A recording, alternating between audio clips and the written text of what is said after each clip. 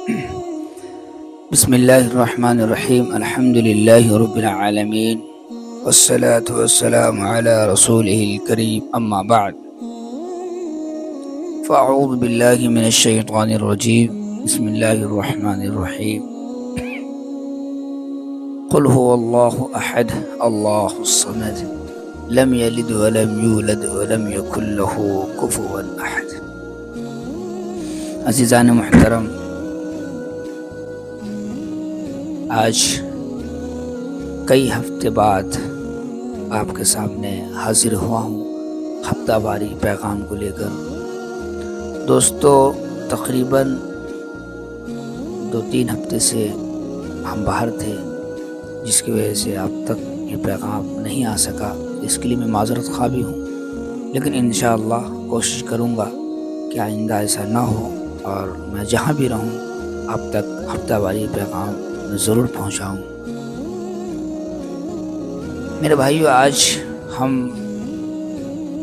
لے کر آئے ہیں وہ موضوع جو دنیا میں سب سے پہلے شروع ہوتا ہے۔ ہر ایک عالم جب کوئی بھی چیز کو پڑھتا ہے، سمجھتا ہے، تو سب سے پہلا ٹاپک جو ہوتا ہے نا، وہ اللہ کی ذات ہوتی ہے، اور اسی ٹاپک سے ہر کوئی شروعات کرتا ہے۔ قرآن شریف میں اللہ تعالیٰ نے اپنی عظمت کے بارے میں، اپنی تجلی کے بارے میں، اپنی طاقت سے جن جن چیزوں کو تخلیق کیا، اللہ نے واضح فرما دیا ہے کہ کوئی نہیں ہے سب چیز کو پیدا کرنے والا میرے سوا۔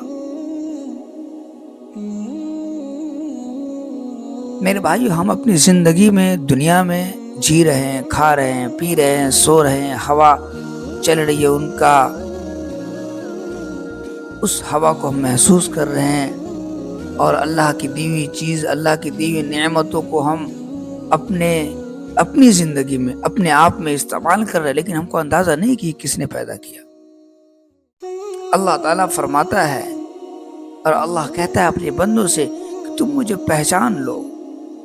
تم مجھے کب پہچانو گے؟ اور میں تمہیں کیسے بتاؤں کہ میں خدا ہوں؟ جب صحابہ کا دور تھا اور بڑی جہالت تھی صحابہ کے زمانے میں، جو کافر مشرک یہودی لوگ تھے، اور آپ صلی اللہ علیہ وسلم کے سامنے طرح طرح کے سوالات کرتے تھے، تو صحابہ پریشان آتے تھے کہ یا رسول اللہ، ان سے کوئی جواب دیجیے نا۔ تو آپ صلی اللہ علیہ وسلم فرمایا کرتے تھے کہ اللہ خود جواب دے گا، کیوں؟ اللہ خود بہت بڑا قادر ہے۔ چنانچہ اللہ تعالیٰ نے قرآن شریف کی ایک سورت نازل فرمائی، جس میں اللہ تبارک و تعالیٰ نے باریک سے باریک، مطلب جتنا پیچیدہ سے پیچیدہ اگر کوئی سوال رہا ہوگا کسی کافر یا کسی مشرک کا، تو اللہ نے اس کو بہت عمدہ طریقے سے جواب عطا فرما دیا۔ سورہ اخلاص، اب اس کو پڑھیں، اس کو آپ دیکھیں، اللہ تبارک و تعالیٰ نے اس میں کتنی باریکی سے لوگوں کو سمجھایا ہے۔ اے میرے نبی، جب لوگ آپ سے یہ کہنے لگے کہ خدا کون ہے، خدا کتنے ہیں، خدا کیسا ہے، خدا کیا ہے، تو آپ کہہ دینا، آپ کہہ دیجئے ان کو، قل هو اللہ احد، آپ ان سے کہہ دیجئے نا کہ اللہ تو ایک ہے، وہی سب پر قادر ہے، وہی اکیلا ہے وہ جو سب پر قادر ہے، اس کے علاوہ کوئی قادر نہیں۔ کیا اللہ کھاتا ہے؟ کیا اللہ پیتا ہے؟ کیا اللہ سوتا ہے؟ تو اگلا سوال آیا، اللہ صمد، نہیں، اللہ بے نیاز ہے، ان کو کسی چیز کی ضرورت نہیں، وہ کوئی محتاج نہیں ہے اللہ کسی کا۔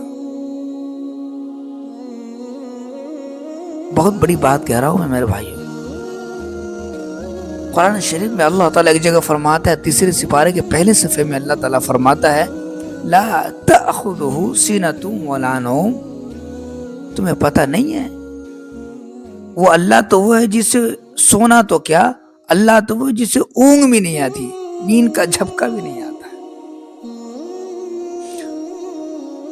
اللہ الصمد، اللہ ان تمام چیزوں سے، سونے سے، آرام سے، قیلولہ سے، کھانے سے، پینے سے بے نیاز ہے، وہ اسے کسی چیز کی ضرورت نہیں۔ کیا اللہ کسی کی اولاد ہے؟ اللہ کو کسی نے پیدا کیا؟ سوال لوگ کرتے تھے نا، طرح طرح کے سوال، نعوذ باللہ۔ مطلب انسان اگر مومن کہنا چاہے، بولنا چاہے تو ایمان سے داخلہ کٹ جائے گا اس کا، ایسے ایسے سوالات کرتے تھے وہ۔ ہاں، اللہ کے رسول صلی اللہ علیہ وسلم سے لوگ پوچھا کرتے تھے کہ اللہ کو کسی نے پیدا کیا ہے؟ اللہ کس کے بیٹے ہیں؟ اللہ کہاں سے آئے ہیں؟ اللہ کی رسائی کہاں تک ہے؟ تو اللہ نے اپنے خود قرآن میں جواب فرمایا اس کا کہ اللہ الصمد لم یلد ولم یولد۔ اسے کہہ دیجئے وہ کسی کی اولاد نہیں، اسے کہہ دیجئے آپ وہ کسی سے پیدا نہیں ہوا اور نہ وہ کسی کو پیدا کیا۔ لم یلد ولم یولد، اسے آپ بتا دیجئے نا، اس کی کوئی اولاد نہیں اور نہ وہ کسی کی اولاد ہے۔ نبی لوگوں تک پہنچائے جا رہے۔ پھر آگے کہا، لوگوں نے سوال کیا کہ کیا اتنی بڑی طاقت اللہ رکھتا ہے، تمہارا خدا رکھتا ہے کہ یہ دنیا کو اکیلا چلاتا ہے؟ اس کا کوئی تو پارٹنر ہوگا، کوئی تو اس کا ہوگا جو اس کو پارٹنرشپ میں چلانے والا ہوگا، کوئی اس کو دیکھنے والا ہوگا، سنبھالنے والا ہوگا، کوئی اس کا نگراں ہوگا، کوئی اس کا سرپرست ہوگا، کوئی تو ہوگا۔ تو قرآن نے ہی کہا وَلَمْ يَكُنْ لَهُ كُفُوًا أَحَدٌ، اس کا کوئی ہمسر نہیں، اس کا کوئی ساجی نہیں، وہ اکیلا چلاتا ہے۔ میرے بھائیو، آپ ہوا کی طاقت کو دیکھو تو خدا کی طاقت سمجھ میں آئے گی۔ وہ خدا ایک انار کا پیڑ ہے، پتلا باریک درخت ہوتا ہے، یہ اس میں اتنے بڑے بڑے دانے ہوتے ہیں۔ کبھی انار کو اپنے ہاتھ میں لے کر سورہ اخلاص کا ترجمہ کر لیا کرنا میرے بھائیو، جی واللہ علی کل شیء قدیر کا ترجمہ کر لیا کرنا۔ اس میں اللہ تعالیٰ پہلے ایک باریک سی چادر بچھاتا ہے، چادر کی شکل کا ایک، کیا کہوں میں اس کو، اللہ کی طاقت کو میں کیسے بیان کروں اپنی زبان سے، ناقص زبان سے، کمزور زبان سے۔ اس کو ایک بڑے خوبصورت طریقے سے ایک جھلی باریک سی چیز اللہ اس کو بچھوا دیتا ہے، پھر اس میں اللہ کٹ لگاتا ہے۔ ایک ایسا نہیں کہ یوں ہی ڈال دیتا، اس کو ایک طریقے سے اللہ یوں کر کے اس کو رکھتا ہے، ایک طرف رکھ کے پھر ایک طرف رکھ کے، اس کے بعد پھر اس میں اللہ تعالیٰ دانے کو سجاتا ہے، آئے ہائے، اور پھر اس طریقے سے سجاتا ہے کہ ایک دانہ دوسرے کے اوپر نہ آ جائے،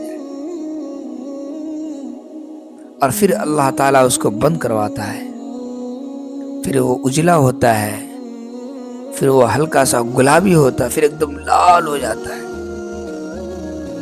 اللہ کہتا ہے کہ تم بھی ابھی تک مجھے نہیں پہچانے، چلو کوئی بات نہیں۔ پھر اللہ تعالیٰ کہتا ہے کہ ٹھیک ہے، تم اس زمین کو دیکھ، ہم نے اس زمین کو بچھا دیا ایک چادر کی طرح، ایک بستر کی طرح، زلزلہ آئے، آندھی آئے، بھوکم آئے، زمین اپنی جگہ ہوتی ہے۔ اللہ نے کہا تم پھر بھی نہیں پہچانے مجھے، آگے دیکھ، یہ پہاڑ کو دیکھ، تو یہ کتنی طاقت رکھتا ہے، میں زمین میں اس کو کیل کی طرح گاڑ کر رکھا ہوں۔ اللہ کہہ رہے کہ تم مجھے پھر بھی نہیں پہچانا، طرح طرح کے پھولوں کو دیکھ، طرح طرح کے پھلوں کو دیکھ، طرح طرح کے درختوں کو دیکھ، تاکہ تم مجھے پہچان جا۔ پھر بھی انسان نہیں سمجھتا ہے۔ پھر اللہ تبارک و تعالی کتنی ساری مثالیں دے کر دنیا میں ایک بگجگنی، ایک چرندہ ہوتا ہے، وہ چیڑے کی شکل کا ہوتا ہے، وہ رات کو ایک دم اندھیری رات ہوتی ہے، اس میں وہ روشنی دینا شروع کر دیتا ہے، اور اس روشنی کے ذوب میں، اس روشنی کی برکت سے، اس روشنی کی طاقت سے وہ ایک جگہ سے دوسری جگہ جاتا ہے اور اپنی جگہ کی شناخت کر لیتا ہے کہ میں کس جگہ پر ہوں۔ اللہ نے کہا تم اسے بھی نہیں پہچانتے، نہ کوئی بجلی بل آتا، نہ کوئی بلب ہے، نہ کوئی لائٹ ہے، نہ کوئی کنکشن ہے، نہ کوئی تار ہے۔ اللہ نے کہا دیکھو یہ میری طاقت ہے۔ اللہ نے کہا پھر بھی تم مجھے نہیں پہچان سکے نا؟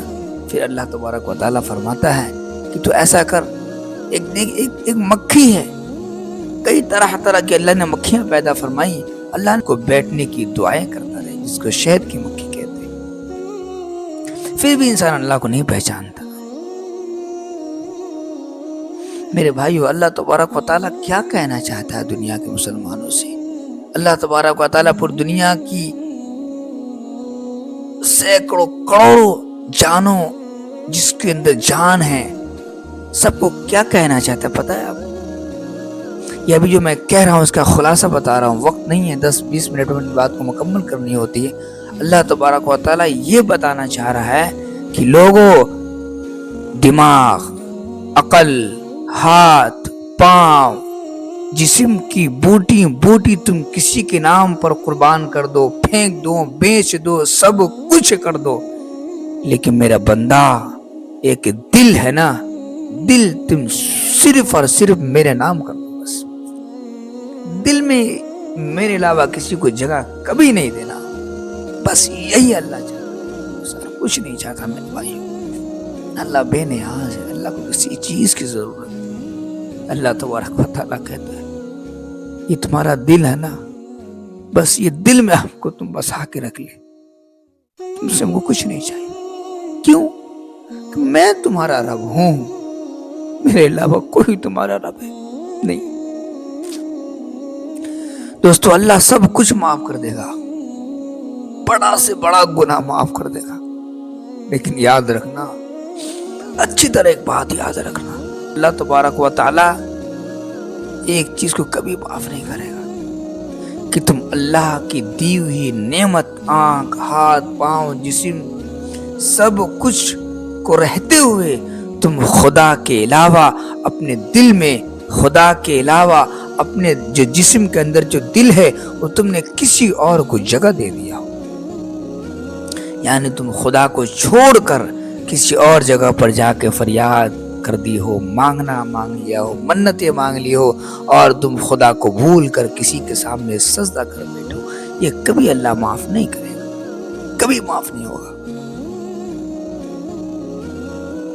میرے بھائیو، ہمیشہ اس بات کا خیال رکھنا، اپنی زندگی میں نا سر بدن سے کٹ جائے کوئی پرواہ نہیں، کوئی پرواہ نہیں کرنا، اور اللہ سے دعا ہے کہ اے میرے رب میری جان نکل جائے مجھے کوئی پرواہ نہیں، لیکن جیتے جی یہ سر خدا کے علاوہ کبھی کسی کے سامنے جھکنے نہ پائے۔ اللہ یہی چاہتا ہے اپنے بندوں سے کہ یہ سر جھکانا ہے صرف اور صرف میرے سامنے۔ اب اندازہ لگائیے نا، جنازہ کسی ولی کا ہو، پیر کا ہو، قطب کا ہو، ابدال کا ہو، ہاں کسی کا ہو، ولی کا ہو، پیغمبر کا ہو، نبی کا ہو، رسول کا ہو، سب کا جنازہ رکھا ہوگا، اللہ کہا آ نماز کی نیت کر، آ دعا کی نیت کر، ثنا پڑھ، دعا پڑھ، درود شریف پڑھ، اور ایک طرف سائیڈ ہو جا، سجدہ نہیں کر سکتا تو چاہے کتنا بڑا ولی کیوں نہ ہو، رسول کیوں نہ ہو، پیغمبر کیوں نہ ہو، کیوں؟